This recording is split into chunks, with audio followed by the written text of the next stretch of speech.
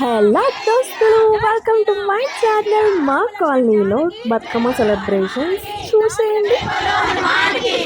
ఈరోజు మనందరం కూడా ఎంగిలిపూలు బతుకమ్మ సంబరాలు చేసుకున్నాము.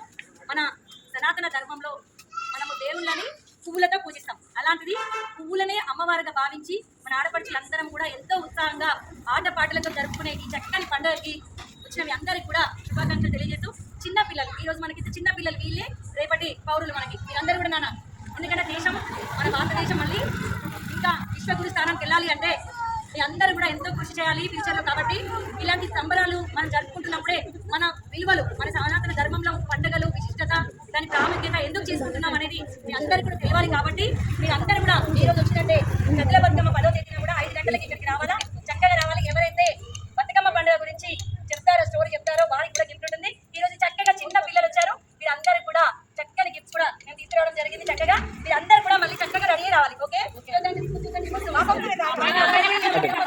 అక్కడికి వచ్చి ఆడిన చిన్నపిల్లలందరికీ ఎంకరేజింగ్గా గిఫ్ట్స్ ఇచ్చారు.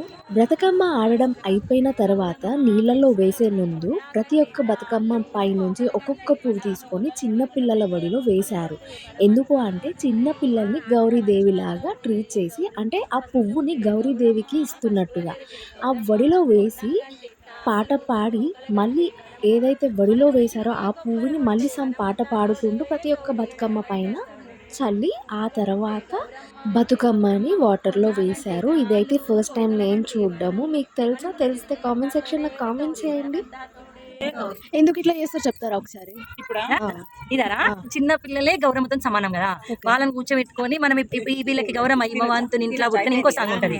ఇమవాంతుని ఇంట్లో పెరిగి ఇమవాంతుని ఇంట్లో పుట్టి ఇమవాంతుని ఇంట్లో పార్వతీదేవి ఇమవంతుని కూతురు.